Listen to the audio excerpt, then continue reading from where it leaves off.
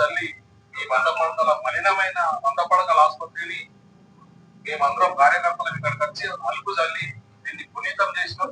ఈ పాపాలు మళ్ళా ఈ హాస్పిటల్ కూడా అంటద్దని మంచిగా ఈ పరిసర ప్రాంతాలన్నీ అంపియాలి మంచిగా పునీతం చేయడం జరిగింది. తెల్లారు లేస్తే అబద్ధాలు మాట్లాడతాడు. ముఖ్యంగా ఈ రోజు పాల్కొండ కాన్స్టిట్యూన్సీ ఇన్ఛార్జి సునీల్ రెడ్డి వచ్చింది ఇక్కడికి.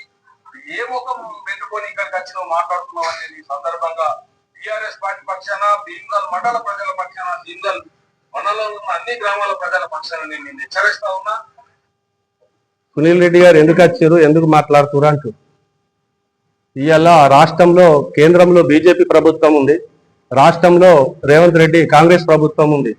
నిధుల కోసం ప్రతిరోజు ప్రతి నెల కోట్ల రూపాయలు నీళ్ల ద్వారా, పెట్రోల్ ద్వారా, ఇతర సామాగ్రిల ద్వారా కోట్ల రూపాయలు కేంద్ర ప్రభుత్వంకు మనం పన్నుల ద్వారా చెల్లిస్తున్నాం. బాజాప్తా కేంద్ర ప్రభుత్వం నుంచి రాష్ట్ర ప్రభుత్వంకి వచ్చే నిధులను బాజాప్తా తేవాలని ఇవాళ ఆయన బాజాప్తా ప్రతి ఒక్క కేంద్ర మినిస్టర్లను కానీ ప్రధానమంత్రి గాని కలిసి వాళ్ళు ఫండ్స్ తీసుకొస్తున్నాడు. కాబట్టి ఇలా ఆయన మాట్లాడుతున్నాడు. కానీ ఈడ ప్రశాంత్ రెడ్డి గారు ఎమ్మెల్యేగా గెలిచిండ్రు. ఆయన ఇవాళ బాల్కొండ కాన్స్టిట్యూన్సీ కి ఇలా ఒక కలెక్టర్ గారి దగ్గర కూర్చుండి భీమ్గల్ కాన్స్టిట్యూన్సీ బాల్కొండ కాన్స్టిట్యూన్సీలో అభివృద్ధిపై ఏ రోజు సమీక్షలో ఉండి సమస్యలపై పోరాడాలి. ఓన్లీ ఒక అసెంబ్లీలో తప్ప వేరే ఏ మంత్రులని ఇవాళ కాంగ్రెస్ మంత్రులను ఏ మంత్రుల దగ్గరకు ఈ పంచాయత్ రాజ్ కానీ, ఆర్ఎండే కానీ, ఇరిగేషన్ కానీ వివిధ రకరకాల మంత్రుల దగ్గరకు పోయి బాల్కొండ కాన్స్టిట్యూన్సీకి కావాలని ఏ రోజు అన్న రోజు లేవు. మరి ఇలా ఆయన పనిచేస్తలేడు కాబట్టి ఇలా ప్రజలకు ఓట్లేసిండ్రు. ఇలా నెలగానే జీతం తీసుకుంటున్నాడు. పనిచేసే బాధ్యత అనేది కాదా? ఇది మీ నాయకుడికి తెలియదే. ఒకటే కరోట దీక్ష చేసినావు. ఎందుకు చేస్తున్నావు కరోటమైన దీక్ష? దానికోసమే నీకు ఇలా జీతం ఇస్తున్నాం. నెల నెలకు ప్రభుత్వం జీతం ఇస్తున్నది. ప్రజల కోసం నిరంతరం నువ్వు పనిచేస్తామని కోట్లేసిరు.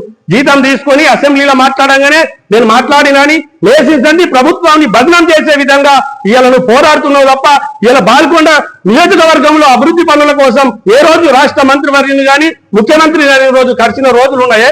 అలాంటి పనులు చేయకుండా పార్టీని బదనాం చేసే విధంగా మాత్రమే ఇలా రేవంత్ రెడ్డి గారిని తిడుతూ, సునీల్ రెడ్డి గారిని తిడుతూ ఇలా కఠోరమైన నిరాహార దీక్ష దేనికోసం చేయాలా? నువ్వు పోయి కలిసినాక పనులు కాకుండా చేయాలి. అది ఇంత కాలం లేదా రాష్ట్ర మంత్రివర్యులు చేసినావు. ఈ విషయాన్ని మీరు అందరూ ప్రజలకు తెలుసుకోవాల్సిన ఉన్నది. పార్టీని బదనాం చేసే విధంగానే చేస్తున్నారు తప్ప ప్రజలకు న్యాయం జరగాలని లేదు.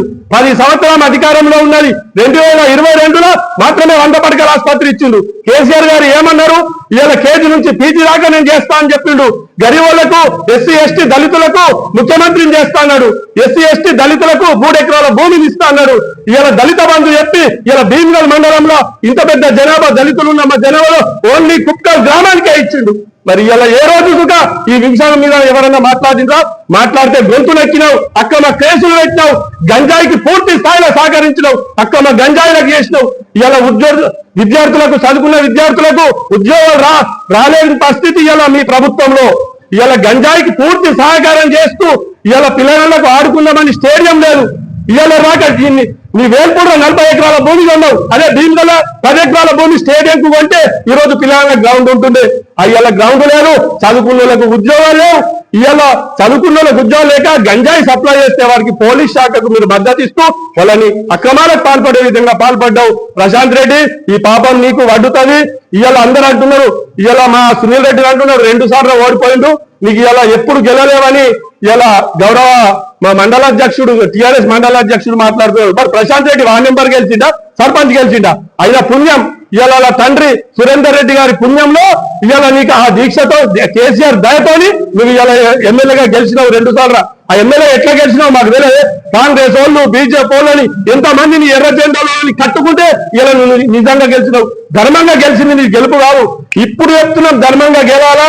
నువ్వు ఇలా సునీల్ రెడ్డి మీద అంటే రేపు విభజన అయిన తర్వాత బాల్కొండలో సునీల్ అన్న మీద గెలిచి చూపించు, అప్పుడు నువ్వు గెలిచినట్టు తప్ప నైతికంగా నువ్వు గెలలే. సునీల్ అన్ననే గెలిచిండు. నిరుపేద కుటుంబంలో ఉండి తండ్రి చనిపోయినప్పటికీ ఎన్ని అష్ట కష్టాలు ఉన్నా ఇలా బిజినెస్ చేసుకుంటూ నిరంతరం పబ్లిక్ సేవలో ఉంటూ ఇలా పబ్లిక్ సేవ అందిస్తున్నాడు. నువ్వు ఎమ్మెల్యేగా ప్రతి పని ప్రభుత్వంతో చేస్తే అయినందుకు పబ్లిక్ లో ఎదుగుతాడు. తిరిగితే కొడతామంటాడు, కొట్టురి. ఇలా నిరంతరం 2 సార్లు ఓడిపోయినా ఇలా భీమ్గల్ మండల ప్రజలకు నేనున్నా భరోసా ఇస్తున్నాడు సునీల్ రెడ్డి. మీరు కొట్టినా పడతాం, తిట్టినా పడతాం. ఇలా పబ్లిక్ గమనిస్తున్నారు. ఇంకొక విషయం, హరీష్ రావు గారు ఆ రోజు ఇక్కడికి వచ్చి మాట్లాడి కాంట్రాక్టర్ కు చెప్పింది. ఓకే, రెండు విషయాలు.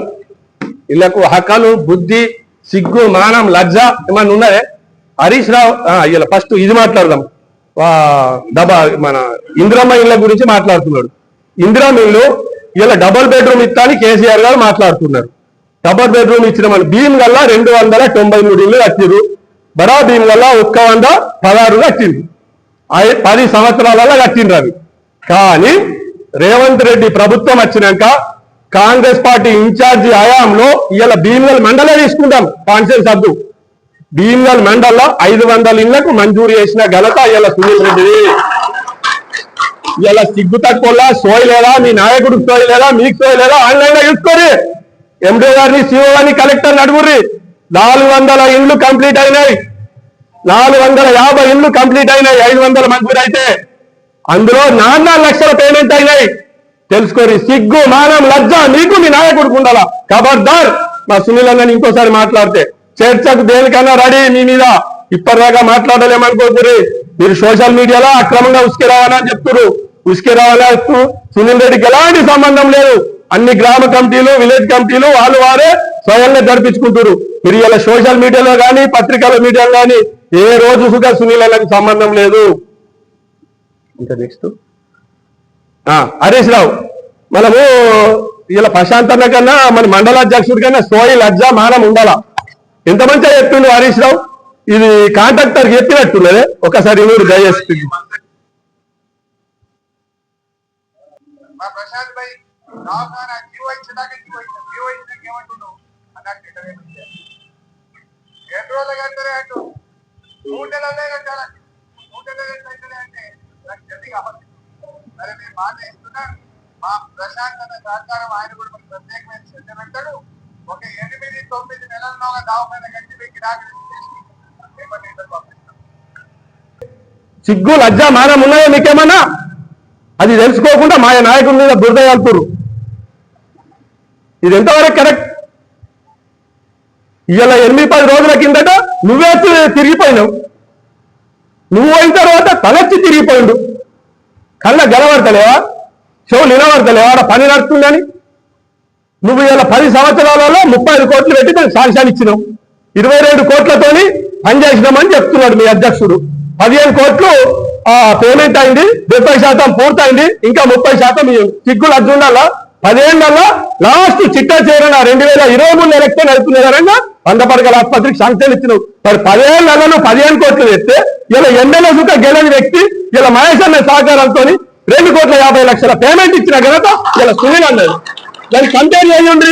10 ఏళ్ళు లెక్క తీస్తలేరు అంటే వాడుకున్నారు. ఏదో ఒక్క కథ చెప్పుకుంటా, బుడ్డర్ఖాన్ కథ చెప్పుకుంటా, ఈ పని చేస్తాం ఆ పని చేస్తాం అనుకుంటా కాలయాపన చేసి 2020లో మంజూరు ఇచ్చి 15 నెలల ముందు ఉండగానే అయిపోయింది అని బదనాల్లో కూడా పని పెట్టుకున్నాడు మీ నాయకుడు. ఇది ఎంతవరకు కరెక్ట్? ప్రజలందరూ గమనిస్తున్నారు. ఇలా మీరు చెప్పే బూటక మాటలు, ఇలా మీరు తప్పుడుగా సునీల్ రెడ్డి మీద ఇస్తున్న ఆరోపణలు ప్రతి ఒక్కటి గమనిస్తున్నారు. నువ్వు 15-20 రోజుల కిందనే విరిగిపోయినావు. ఆ రోజు పని నడుస్తున్నది. దానిపై నువ్వు కఠోరమైన దీక్ష ఎట్లా చేస్తావు? నువ్వు కను ఇలా మా మహేష్ అన్న నువ్వు ఆ రోజు చెప్పంగానే మన సునీల్ అన్న మహేష్ అన్న చెప్పగానే 2,50,00,000 పేమెంట్ ఇచ్చిండు. మళ్ళీ రీసెంట్ 2,02,00,000 రూపాయలు ఇప్పుడు పేమెంట్ కున్నది. సునీల్ అన్న మహేష్ అన్న అతి త్వరలో ఇప్పించి దాన్ని ఘనంగా మా రాష్ట్ర ముఖ్యమంత్రితోని 2-3 నెలల్లో 2-3 సంవత్సరాలలో ఏదో ఒక రోజు ఇవాళ ముఖ్యమంత్రి గారు కానీ మా రాష్ట్ర మంత్రులు కానీ ఖచ్చితంగా ఇనాగ్రేషన్ చేస్తారు. ఇంకొక విషయం, ఇవాళ మా మండల అధ్యక్షుడు టిఆర్ఎస్ మా పాత దోస్తు నర్సన్న గారికి చెప్తున్నా, సిగ్గు, మానం, లజ్జ ఉండాలా? నువ్వు ఎంఏ బీఈడీ అనుకున్నావు, మా నాయకుడిని ఇట్లా భజన లాంగ్వేజ్ తిడుతున్నారు. నిన్ను మీ నాయకుడు ఇస్తారంటే మాకు ఇక్కడ అనిపిస్తుంది. కానీ తప్పని పరిస్థితి, మీరు అన్ని తప్పుడు ఆరోపణలు చేస్తున్నారు కాబట్టి మిమ్మల్ని తిట్టాల్సిన పరిస్థితి వస్తున్నది. ఇవాళ 1994లో కోట్ల విజయ్ భాస్కర్ రెడ్డి బస్ డిపోకు భీమగల్కి వచ్చిండు. ముఖ్యమంత్రి హోదాల బస్ డిపో ఇనాగ్రేషన్ చేసిండు. పత్రికా మిత్రుల ప్రజలారా గమనించాలా. 1995లో 395, 396 సర్వే నెంబర్లో 21 ఎకరాలు నిరుపేదలకు చంద్రబాబు నాయుడు వచ్చి ఇప్పుడు మనం కూకున్న ప్లేస్ కానీ చంద్రబాబు నాయుడు దిగిపోయిండు. అప్పటి నుంచి ఇయ్యాల దాకా ఎప్పుడైనా కేసీఆర్ కానీ మన ఊరికి వచ్చిరా? సిగ్గుమానం ఉన్నదే. అదే ప్రశాంత్ రెడ్డి మోతకు ఒకటే రోజు మోతలు ఒక మీటింగు, వేల్పూర్ ఒక మీటింగ్ చేసిరు. కొంచెం ఉన్నదే. మరొక రోజు భీమవరం తెప్పించిన నువ్వు ఇలా మా నాయకుడిని పట్టుకొని తిరుగుతున్నావు. మా నాయకుడు ఏమైనా గెలిచిరా? మా నాయకుడికి ఏమైనా ఓట్లు వేసిరా? ఇలా ఓకే.